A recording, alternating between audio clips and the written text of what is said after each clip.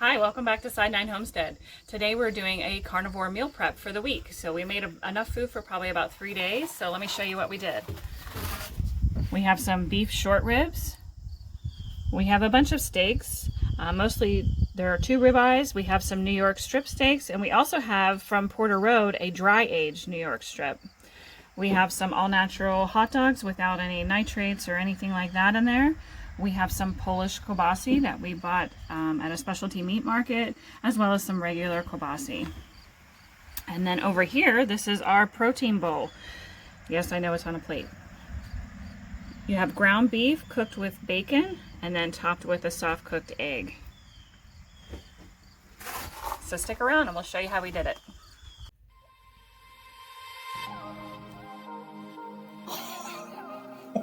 Show you how to make these amazing shotgun shells. We did the snake method with them too. So you have 2 layers of the briquettes on the bottom, 1 on the top. Look at those, they look amazing. Wonderful glaze on them, and they are the perfect snack. All that bacon.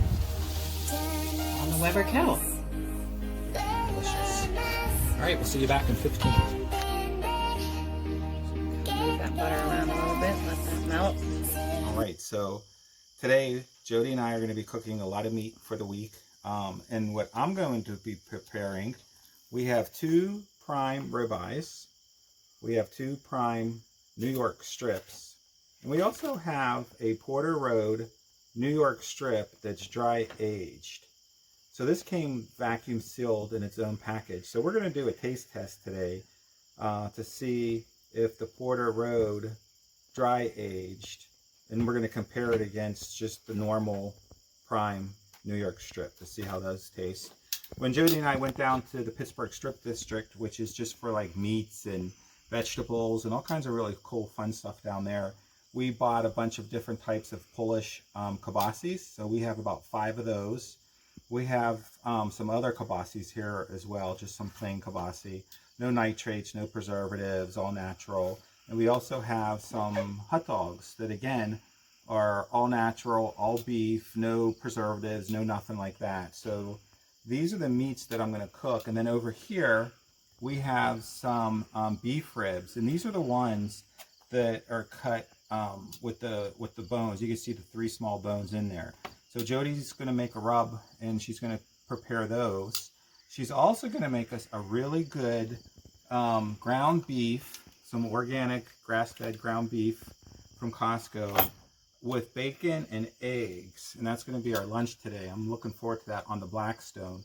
These other meats we're going to cook on the Weber kettle today. And we're going to use some mesquite smoke on that to give it a nice smoky flavor. Oh, and the one thing I wanted to show, our homegrown eggs here. Look how beautiful those are. All the different colors and everything. Okay, so I think that's what we're going to do, so let's get started. All right, so the Weber kettle, I already put the coals in. It's piping hot in there. We added, like we said before, our own temperature gauge because we want that down to where closer to the meat so we can gauge the meat temperature. Coals in the back. The smoke will come up across the meats and out the vent here, so we'll get a lot of good smoke flavoring. And what I'm going to do first, before I put the meat on, I'm going to put a couple of our chips over here. We have different kinds. And we're starting to prefer the mesquite. It gives it a really nice smoky flavor. Not overly powering, but enough to be like, oh, that's got a good smoke taste, right? So I'm going to grab a couple of these. And then I'm going to throw them in the Weber kettle. Let me show you how we do that real quick. So I have a little handful here. So the Weber kettle comes with a solid grate. We bought the one where you can actually lift up the end. So that way if you needed to add more charcoal, you can. Or you could add some smoky flavor. So that's what we did there. So those ones will start burning, getting us some smoke. So in the meantime, what I'm going to do is put some steaks on there. We're going to go on first with the ribeyes, the prime ribeyes. Let me toss those ones over here. And then we want to keep it away from, actually what we'll do is we'll sear them first. Let's sear them up real nice. We'll put those 2 on there. And then we'll go ahead and put the New York strips on there as well. We'll get those seared up. And then this is the Porter Road one that was dry aged that we'll do a taste test for. We'll toss this one on there too. Alright, so while those ones are searing up a little bit, I'll move them around to get a nice sear. Yeah, look at that. That's going to come out nice. So we've been learning that, I mean, we're not experts by any means, but we've been learning that if you sear the steak first, you get a nice little crust on it. That way, and then you move it off away from the coals, and then you just let it finish cooking. Because what we used to do was put it over and just let them cook to temperature, and then we would sear them, which would tend to dry them out. So we're learning to do it in the reverse order. Alright, so you can see this one over here has some nice grill marks, has some nice flavoring coming out. So that's been working well, putting them over here, letting them, we're not burning them, we're just, yeah, that one's pretty much good. And then this one here is the Porter Road one, look at that. I'll tell you what, the Porter Road one did take a really nice sear differently than the Costco ones. It's quite interesting. Right there, that's the Porter Road. Alright, so we're putting a little bit of tallow on the steaks. Here, come over here, Jody. I'm going to put some on because these ones are just about temp. We're going to put some beef tallow. This is the Wagyu beef tallow. Makes them extra delicious and savory. This is pretty much how we always cook our steaks. Adds such a good flavor to it. Between that and the smoke, you're talking steakhouse quality here.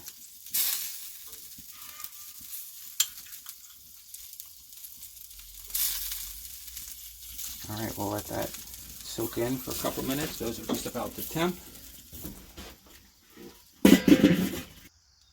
Alright, the beautiful steaks are done. They smell amazing. And they're so tender and juicy. We pulled them. If you don't have an instant read thermometer, you have to get one. This is the only way to get perfect steaks, right? Because you temp them. We like them at like 125, 130, 135. What I'm going to be doing are these short ribs. So what these are, you can buy a full short rib, like a beef rib, and they come with 3 bones, and then they have the meat across them. Now these are cut the opposite way. So they have the 3 bones at the bottom, and then the meat's at the top. So these make a really fast cook. These are traditionally used in like a Korean barbecue. Being carnivore, we're not going to be using, you know, soy sauce and all of those things that typically goes into those types of seasonings. So, but we are adding in some spices now. So just trying to make things a little bit more flavorful and to try to change things up a bit. So I did make a quick spice rub for this. Kind of saw a couple different recipes online and combined them together to make something that I think would taste really good. So I made the rub earlier, and I'll tell you exactly what I put in it. So this is the rub that I'm going to use. So we started with smoked paprika. I got this at Trader Joe's because I'm a sucker for a nice container, and I saw that and I thought that was really cute, so I bought it. You can get any kind of paprika, but I really do think that the smoked paprika has a much better flavor. So I used a tablespoon of the smoked paprika. This is kosher salt, so I used a tablespoon of that as well. I did not pre-salt the meat, so that's why I put salt in the rub. For the onion powder and the garlic powder, I used 1 teaspoon each of that, and then a half a teaspoon of cumin. And then this is my little salt and pepper that I usually use when I cook, and I put about a 1/4 teaspoon of pepper in there. And that's it. So then I just mixed it up in this container, made sure it was all well combined. So now I'm going to put that on here and let that sit for a few minutes, and then I'll get started on another recipe.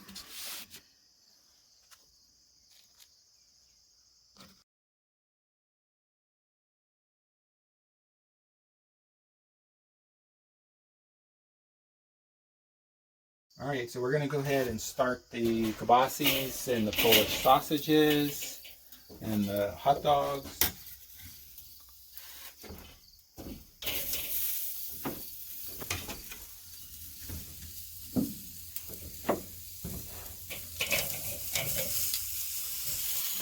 All right, so I'm gonna put some more mesquite chips in there. I want these to have a good smoke profile too. So I'll go ahead and throw a couple of those in there. Move those back. Oh, this just smells amazing. I'll tell you what, the carnivore lifestyle is so hard. It's so terrible. There's like, you don't really get to eat anything good. That was some serious sarcasm. Look at that. All the meat. I'm going to go ahead and put them on with these beautiful steaks. It's so hard not to eat those steaks now, let me tell you. That smells amazing. I'll tell you what, that mesquite is probably the best smoke. It adds a subtle, but yet you can actually taste the smoke. And it's not overpowering. It's wonderful. Look at that. Well, Sean likes mesquite. I'm going to change things up a little bit for my short ribs. So, what do we think? Hickory or pecan? I don't know how people say that. Some people say pecan, some say pecan. But let's see if I can find a piece of hickory in here that's not massive. They're all pretty big. Here, how about like that and that? Now, will we actually be able to tell the difference? Probably not, But you just want to be different. Well, I am the pit master. You're my apprentice, teaching you everything I know about exterior cooking. All right. Okay, so I have my spice rubs on my short ribs.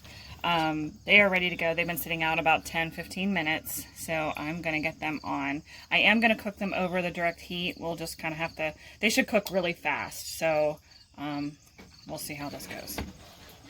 This is really heavy. So I'm going to put this up here so I don't break my wrist.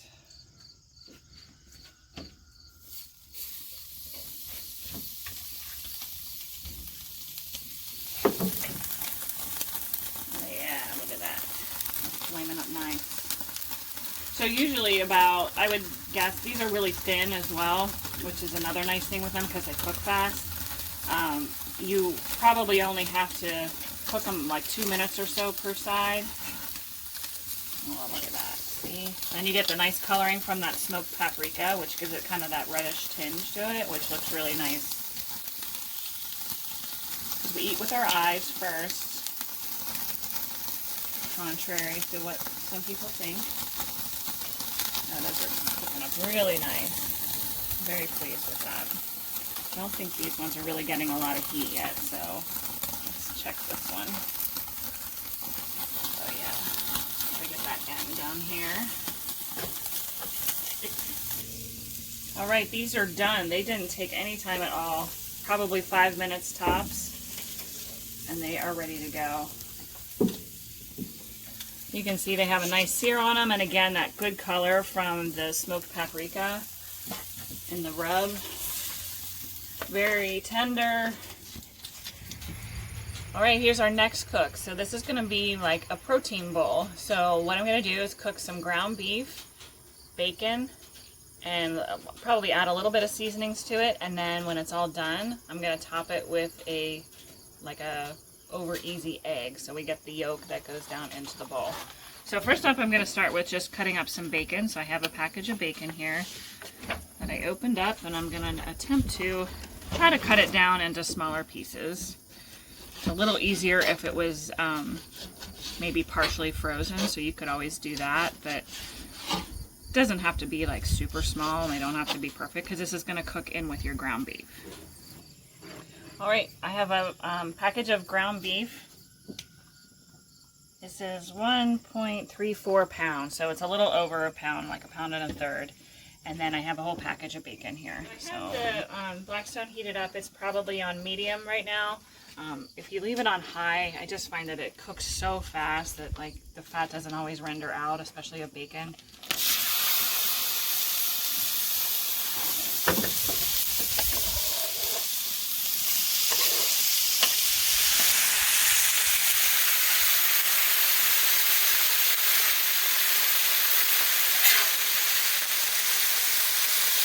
Ground beef and our bacon are cooked up. Now you can cook your bacon as long as you want. If you want it crispier, that's fine too. This is good for us, so I'm going to combine these two together. I'm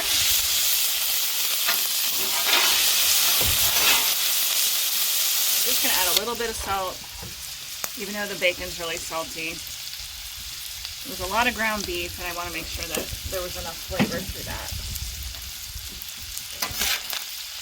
Speckled egg from our hen. Let's see how this works.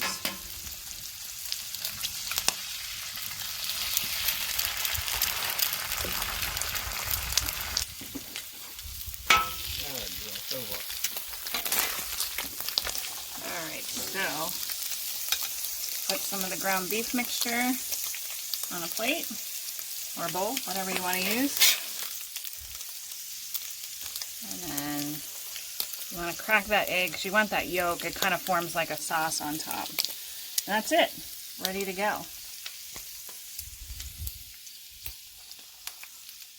We have some beef short ribs.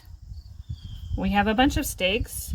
Mostly there are 2 ribeyes. We have some New York strip steaks. And we also have from Porter Road a dry aged New York strip. We have some all natural hot dogs without any nitrates or anything like that in there. We have some Polish kielbasa that we bought at a specialty meat market, as well as some regular kielbasa. And then over here, this is our protein bowl. Yes, I know it's on a plate. You have ground beef cooked with bacon and then topped with a soft cooked egg.